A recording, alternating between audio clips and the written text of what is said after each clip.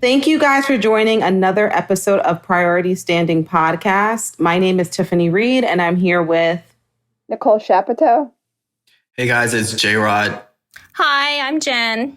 And this is episode 7. Guys, I can't believe we all got together for another episode. So cheers. Cheers to us. It was a long week. It was a really long week. It's been probably the longest week of 2020. And we'll see what happens the rest of the year. Anyway. This is the 12th year of 2020. We are 4 industry insiders journeying through our second decade working in the industry. On this podcast, we're talking about the past, the future, and everything in between when it comes to fashion. In case you missed our last episode, we discussed Fashion Month, and we all argued and battled through what we thought our favorite collections were. And at the end of the conversation, we announced the winner of the week. So if you missed it, please check it out on Apple, Spotify, and occasionally YouTube. We do like to add a little video to give some flavor to this podcast as well. So you can watch it on YouTube to get some visuals to match the podcast. Give us feedback. We love to know what you guys think. Call us out if we're being crazy. Let us know who your favorite is. Let me know if your favorite is me. It's definitely not you. Me. It's definitely not you, love. Definitely me. How rude. But please check us out. You can also go to our Instagram and follow us at Priority Standing Podcast for episodes, clips, etc. In this week's episode, we're talking about the fun and sometimes complicated relationship between politics and the fashion industry. And as always, we will announce the winner of the week at the end of this episode. And I think you guys are going to agree what person, place, or thing was the winner of the week. So I just want to start the conversation by saying shout out to Black women for pulling this. Thank you very much. We don't have our horn. Okay. And I'm going to give a special little shout out. We knew this was coming. We're going to be hearing this all the time now from Nick. So Nick, you go first. Who was your favorite? Obviously, we know who you're going to say, and we know we're going to talk about the white suit, but go ahead and kick us off. I'm going to go with Madam-elect Vice President Kamala Harris, my soror of Alpha Kappa Alpha Sorority Incorporated, the first and the finest sorority in all of the land. Okay, finest. I wish there was someone else on here to battle with you, Nick. There is no one would battle. There's no competition. There's no competition. Let her have her moment. I had it. She looked stunning in her white suit that was by Carolina Herrera with the pussy bow blouse. It was phenomenal. She walked on that stage.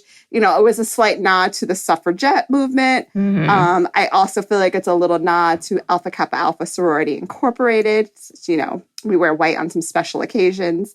So I think that is like a good starting point to talk about white within the suffragette movement. That was, what year was that kicked off? 1913, I think it was. I'm pretty sure it was 1913. And, you know, the women went to march for their right to vote. And they wore white, and that was something that they decided to do. And, you know, originally they were supposed to be including Black women. And then all of a sudden, political pressure kicked in, and they wanted to not include Black women within the march. But the Black women showed up and showed out. They first actually, just a little history lesson, they were going to let them come, but they wanted all the Black women to march together to form this like line just together to keep separate from the white women because they didn't want to mix, you know, race in with what this women's movement. But in the end, the Black women were like, no, we're not doing that. We're marching with our, I think they're called like congregations or like other suffragette movements within their communities. And it turned out to be a force to be reckoned with. But I just find that interesting as well as, So what do you guys think about that? Her wearing white, all of that. I thought that and this is maybe me just like jumping to conclusions, but I thought that her wearing a pussy bow blouse was a slight and kind of a dig at Trump even further because of that nasty thing that he said last time that he was caught on camera about grabbing women. And I feel like she was like, okay, I'm really going to own this right now. Like, to me, like, wearing a pussy bow blouse is very much like making a statement and like taking, like, finding the power in your femininity, like divine feminine energy. I agree with that too. I didn't even think about that pussy bow blouse. Yeah. I forgot about that little aspect, but yeah, I totally agree. Yeah. There was a lot that I read about, and a lot of people said that she did that. That was definitely a nod to Trump's comments that he made in that Access Hollywood interview. So very smart, very subtle, obviously, and to use your fashion, which is kind of what we're talking about now, is just like having fashion as a voice, the voice of politics. And I think that, like for me, like Kamala's, like seeing her walk out on stage was incredible. And it's just like such a historic moment. And I think about like my most historic moment of like politics and fashion. And it definitely for me has to be kind of like in the 60s, like the Black Panther movement, and seeing like Angela Davis and like Huey P. Newton rock like the fro, like it was the first time that like Black people really like expressed themselves like for the entire look, like using their hair. Just like, not being in the like not being in the confines of like whatever like the European like standard of beauty is, and just like being powerful and like, seeing like the beautiful afro as such like a statement was like amazing to me. And so for me, like the berets and the turtlenecks and the leather jackets, like it's like all these political movements always are very like identifiable by a fashion statement. You see like things like even like the Time's Up, the Me Too movement, like how they wore like all black at the Golden Globes, or the pussy hats for like the Women's March movement. All these like significant, the pink ones, exactly. I have something to say about that. But Wait, I have something to say about the Me Too movement too. But seeing go like ahead. just like seeing Kamala, seeing Kamala just like brought back for me like my most vivid like powerful like fashion statement. And for me, it was just like, the 60s and like Angela Davis and like that beautiful Black fro. It's like Black is beautiful. Like we are beautiful. We are here, and like we are proud, and we are standing up for ourselves. And, we get like a sense of that now, seeing like Kamala being like VP. Like, it's incredible. I have like this great photo of my mom from that time period, and she has like a really big like afro, and it's so perfect. And I was like, look at you and your hair. Like I was like saying to her, I was like, wow, your hair must have changed since then. Because her hair is just like a little bit finer and not, she just doesn't have like an afro texture. And she was like, oh, no. You could not be a Black woman going outside unless you had an afro. So I surely got myself an afro wig. And I thought it was so amazing. She had a wig? She had an afro wig, and she was like, I don't want to be, Can she we didn't bring want to back be like the afro ostracized. wig, I love that. Yeah, she was not playing games. She was like, no. She was like, I didn't want people making fun of me. Like, I just were thinking like I was straightening my hair and doing this and that. Like, I needed to have an afro wig, and it felt like it made me feel so powerful. And she also like grew up on an army base where that was like you needed to conform. So her wearing that afro wig was important. And wearing a beret, like all of it was just so I probably beautiful. won't be wearing an afro wig, just Don't do it, Jen. Don't do it. I just feel like maybe that's not the best choice for me. One thing I want to say, like, as we're talking this whole episode about fashion and politics, is how fashion and politics is so symbolic and symbiotic at the same time. And I think what I notice, like in things that I read and from feedback, is that a lot of people think that it might be sexist or frivolous to talk about what a female politician wears. But I mean, I think in no way does discussing what a female politician, what she wears, diminishes their accomplishments at all. I think it honestly strengthens their message. And to me, like discussing fashion and politics, it goes to show like what you wear is your language. Like if you put thought and effort into what you wear, it means you can execute strategy well, and it means that you are good at your job. So I just feel like when people think that, critiquing fashion or talking about fashion with politicians is somehow tearing women down or whatnot. I don't think it's a negative thing. We were debating this. Mm-hmm. Sorry, do you want to go, Nick? No, go ahead, go. Oh, we were debating this when we were trying to figure out how to cover fashion like in the past few weeks and how to make sure we were putting up stories. Because obviously I work for a digital company. So a lot of what we do, we have certain quotas of stories we need to put up per day. And so some of the stories we were pitching was like, you know, some of the women who were on the campaign trail, like, what are your beauty routines? How, like, what is the wardrobe? What are we seeing? And we were kind of like, okay, well, is this being insensitive, et cetera? But I really feel strongly, and I'd love to know what you guys think about it. But like, you can't ignore the fact that like for instance, if you look at like Kamala and she's like in leggings, like she clearly has like great legs. She's super fit. She's working out, but she's always in a suit. She's I don't see her I've never in seen like her in a dress, or a skirt or nothing. And that really speaks for her. Like, I'm in a power suit and like, you know, I'm here to play game. I'm here to play ball with the rest of the guys in the room. And I think women who are in industries where it's dominated by men, they tend to lean into dressing that way because it's about, you know, expressing yourself as being like a powerful source. And this is what I was actually going to say about the Me Too movement. I think it's interesting that like in later years, we're seeing women where like the fashion has changed, where like before Me Too, it was like sexiness and like a crop top and a fitted skirt and like a platform and like a sky high heel. And then it turned to like a baggy pant, suiting, more minimal, like all of those moments. And it's like changed as everything that's happening in the world, not just with politics, but in society, how that shifts as well. Well, I don't find anything wrong with discussing what, maybe it's because we work in fashion, but what people are wearing in politics. Because if you think about the history of the world, fashion has shaped so much of it. Like you think about, there was like a movement of flappers and they started wearing those dresses because they were tired of wearing corseted things and they had to change. And then there was a time period where like Christian Dior had the new look, and it was prior to that there was war and they didn't have a lot of fabric, so things had to be more minimal. And then they started to like really embrace like, you know, we have money now and we have fabric available. Let's show an abundance of it and let's show full things. So fashion has always shaped, even within men. Like if you're looking at like, I don't know, France or something, like King Louis, like they, you know, they wore like these beautiful wigs and these, it's almost like costumes. And it's the same thing. Like today for us, it's Veterans Day, but like even within the military, certain aspects of your uniform signify what your rank is.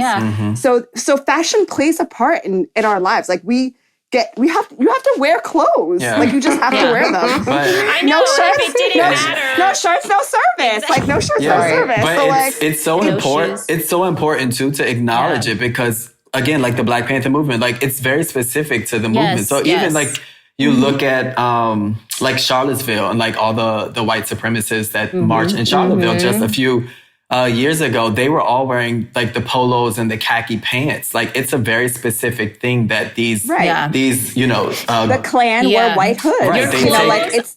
Your clothes are your message. Exactly. I was reading recently that wearing the American flag or using it as like drapes in your home is illegal. You're not supposed to do that. And I was like, we could lock up all those Trump supporters that I see out there because they all got an American flag. Yes. Those napkins at 4th of July, those plates, those streamers, all of that stuff is actually, what is, what is it called? Denigrates the flag. Like kneeling doesn't, but like showing it as like your beach towel and like some stupid little bikini does. Right. That is more disrespectful. Right. Yeah. But I want to actually jump back into like the when you were talking about Me Too. I also think like there was that shift from like women dressing more conservative, but then going back to like actually you can be a feminist and wear like basically a bra for a shirt with a suit or a bra. You can be a like sexy you can be feminist. sexy. Yeah. And it doesn't mean, so I think that's important to like constantly talk about the cycle, and especially of women in politics and in powerful roles, and like even not even powerful, just women in general, and how that plays a part in the political climate. Well, again, it's like restrictions. You don't want to be restricted to anything. So, you know, if you're a feminist, you can be a feminist in a suit, but you can also be a feminist in a bikini.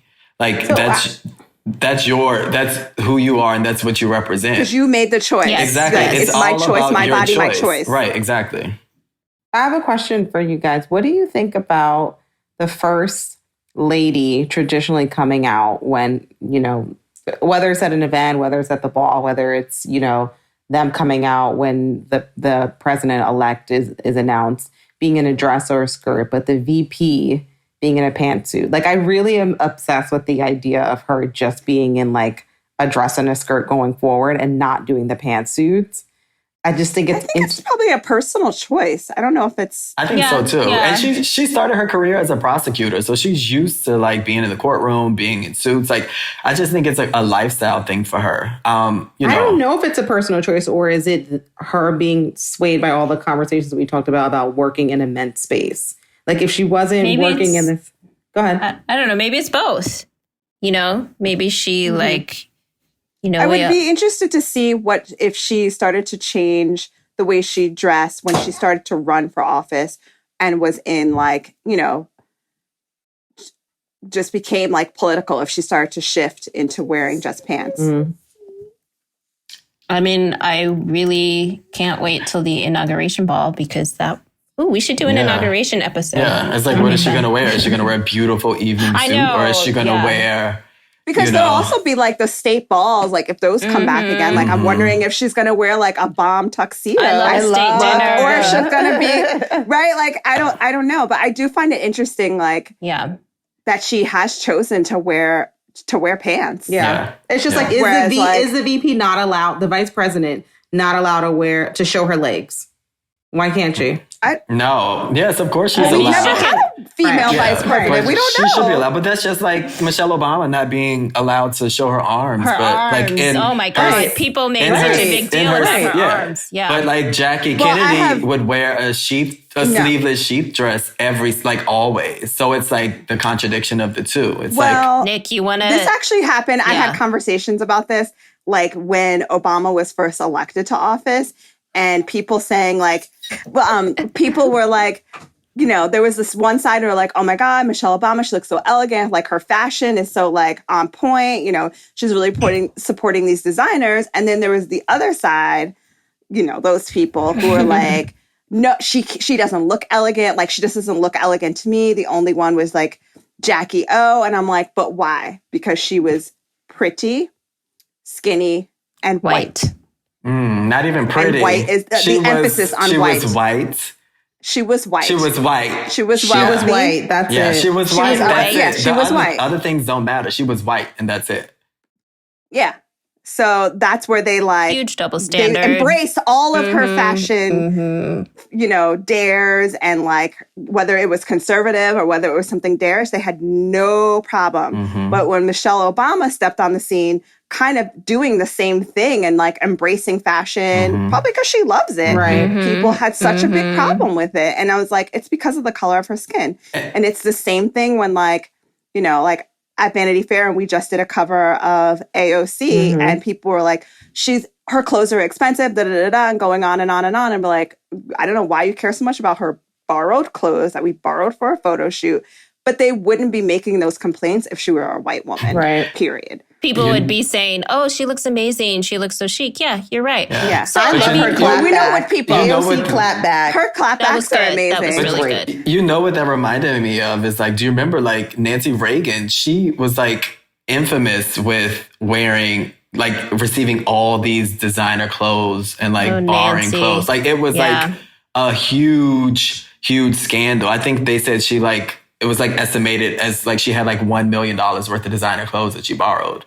And back then, that's a crazy amount of money. And now it's a crazy amount of money. Crazy, yeah. But why is that a scandal? It's a scandal. What is the problem? Because you're a public at that point. Yeah.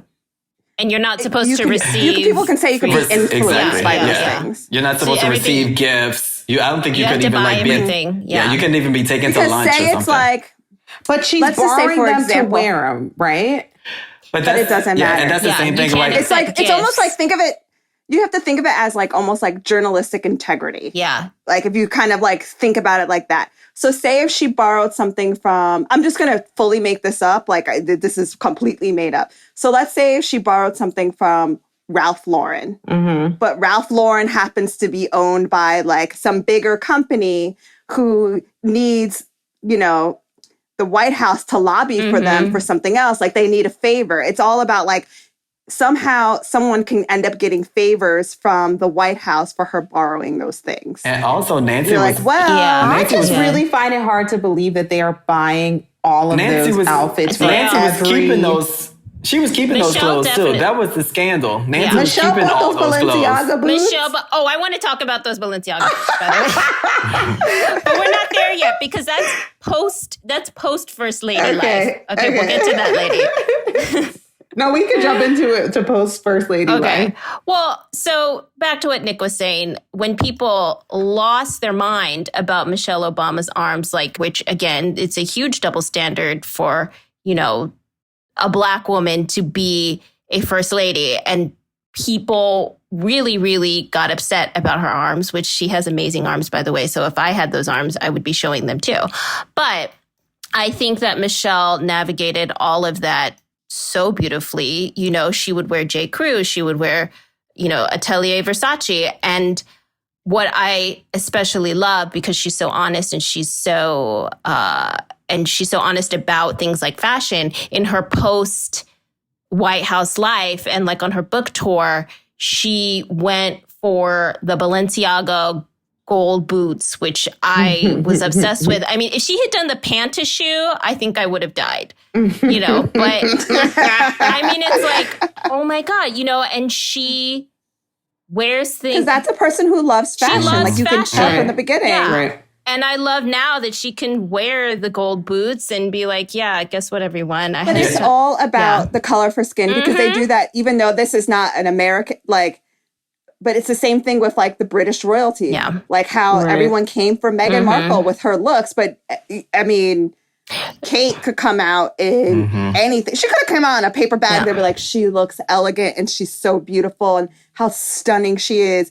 Meghan could walk out in like a straight up Ralph Lauren suit and they'd be like, trash. But it was I just- also it was color of her skin. It was also the reason that they compare, like from the beginning of the Obamas being in the White House, they compared them to the Kennedys. So, you know, the Kennedys are the pride and joy of American life, you know, Camelot. Camelot. Yeah. So the fact that this They're like our royal. the Yeah. fact that this Black woman, you know, from Chicago, you know, is compared to our queen. Why you said Chicago like that? But that's Yeah, what you it said is. it like it was allegedly Chicago. But it She's was from Allegedly, Chicago. allegedly. It's okay. She's from Chicago. It was like not only was she Black, but she was also compared to the highest of the high, you know, Right. and it's like that's a no-no in America. And I'm so glad that she stood firm into who she was and she did not change. She took her, you know, her White House portrait with that black cheap dress And with the her pearl. and the pearls, and she, you know, she had her Vogue covers, and she was, you know, Yeah, and then She did not afterwards, she care. was She did not like, care. goodbye, everyone. I'm in my gold Balenciaga boots. I mean, Exactly. that was like an Yeah. actual gold. Just like what's her name says. She's like a big TikToker. I cannot think of Tabitha. Because that's not your business. That's what basically Michelle Obama said. right, yeah. I think like fashion and politics goes hand in hand. It's truly the way it works. And for women, and especially for women of color, it's really, really, sometimes it's just, you can't win, you know, like with a lot of things, you will be scrutized more. You know, that is Well, what remember the when press- Hillary was running, they used to be like her in her pantsuits. Oh, her Like, pantsuits, they didn't make fun of her too. Yeah. They used to make fun of her pantsuits. I'm like, there's no winning either way. Don't. There's no winning. Yeah. And because how do you be approachable and aspirational? You know, it's like, how do you Right. be fashion and not fashion? It's, Also, it's I really hope we're hard. moving in the direction where people understand that you can be political and also like fashion. Like there's not like mutually exclusive. It's like Right. you can be smart and also play basketball. Right. Like you know, the things go hand in hand. You can work at McDonald's and also be a genius. Right. It doesn't matter. Like people are, you know, That's true. That's very, very true. But dude, there's like things that go all around. everything is political. Like everything is political. Everything that you do from the morning of when you choose your clothes, even in a pandemic, when you wear a mask that says Black Lives Matter, like that's a political statement. Even though, you know, it's it's common sense. Or even if you like choose to only wear sustainable clothes, that's political because you care about the environment. Even though it's common sense, it's like everything that you do now is political. When people say, oh, let's not make fashion political, or I'm not a political person, it's like, okay, well, you are putting yourself in a very, very tight bubble because how you live your life is political. Your money, your food, all of that is involved with politics. Yeah. Even for those boo-boos who are like, I don't believe in I don't like to be involved in politics. That's a political statement. Yes, exactly. It's like, are you living and breathing on this earth? It is political. I mean, there's just no way around it. So do we want to talk about pussy hats?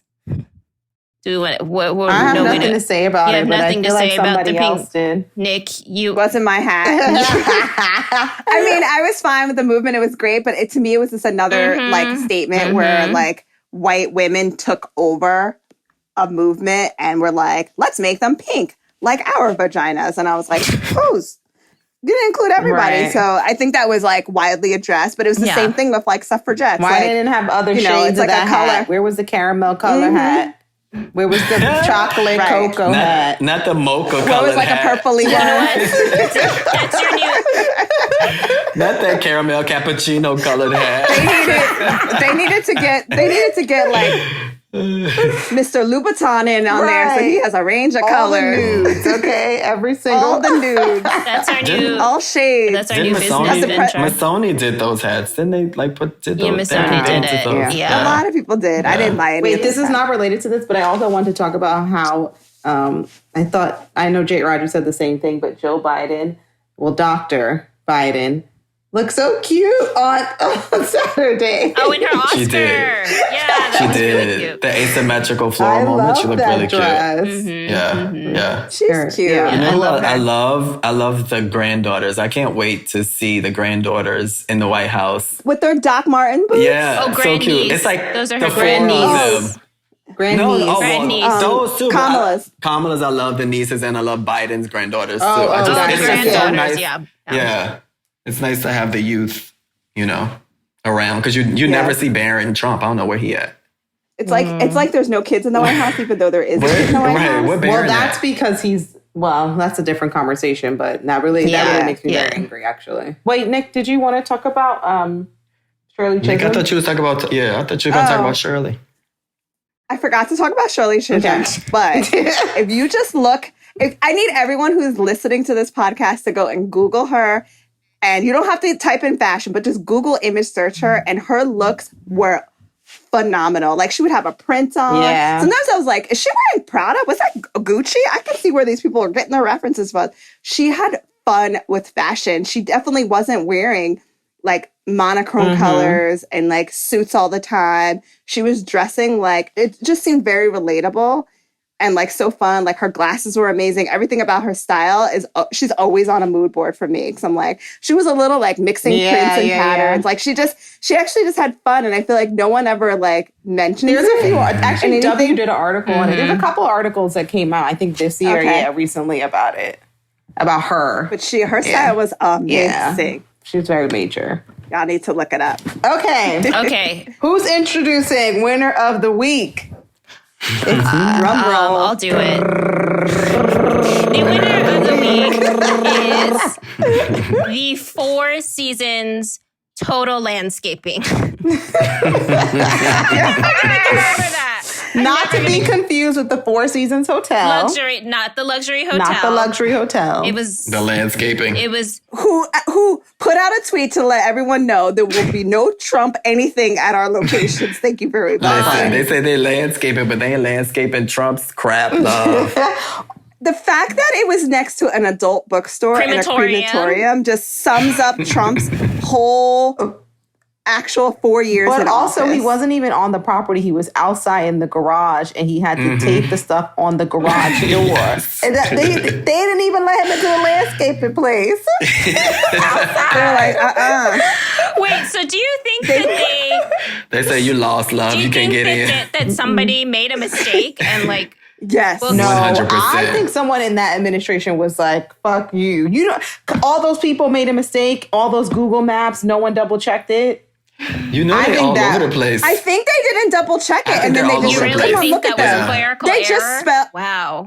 I think it was an error. They just misspelled Georgia and wrote George They're all over the place. on like a letter to the state of Georgia. Yes. Like they're not doing their due diligence. Mhm. They're not crossing their T's and dotting their I's. If ever. there was an intern, So why wouldn't they have if made there that was an mistake? intern that did that on purpose, I guess we salute you. in my head, because I would like for the story to go this way. I'm making up my own story. Someone did that on purpose to put the cherry on top and just, to end the week off with that, because I actually enjoyed We'll the never last know. week and the kicking and the screaming and him being dragged. But to that ended that way, kudos in my head to the person who To did the that. person who did that. Totally. I feel like it summed up the administration. It was definitely like Veep, The Office, Yes. 30 Rock, Superstore.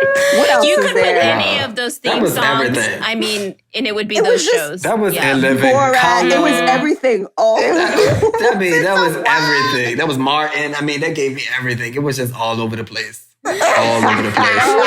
So good. It was so good. thank you for the entertainment. Total landscaping. I like that they made merch too. I'm gonna give me a shirt. Oh my God, the shirt, and they made shirts and bumper stickers, guys. That's so Oh, funny. gosh. Well, maybe one day when we start to travel for Fashion Week again, hopefully no one will make that mistake with our accommodations. Listen. Okay, so we're wrapping up a very, very, very long week. We made it through. And thanks, guys, for tuning into this episode. And, Biden Harris, don't forget that there's still a lot of work to do. But Georgia, y'all, two runoffs. Georgia. Senate, Georgia is big. Please, please, please. If you live in Georgia, Flip register. the Senate. Flip the Senate. Let's go, Georgia. I think it's Oh, January. also, we didn't talk about Stacey Abrams at all on this, so let's just go ahead and Stacey. Stacey is major. just do a shout out there. Stacey Abrams and Black women in politics really, truly won. Stacey, The real Stacey winners is of the week. she's the modern day Fannie Lou Hamer. Like, she's just incredible. She deserves all her roses. Like, she needs them now. Thank you. She right needs now. them now. Yeah, right now. All Okay, right, guys. guys. Well, thanks so everyone. much. Thank Thank you for joining this week.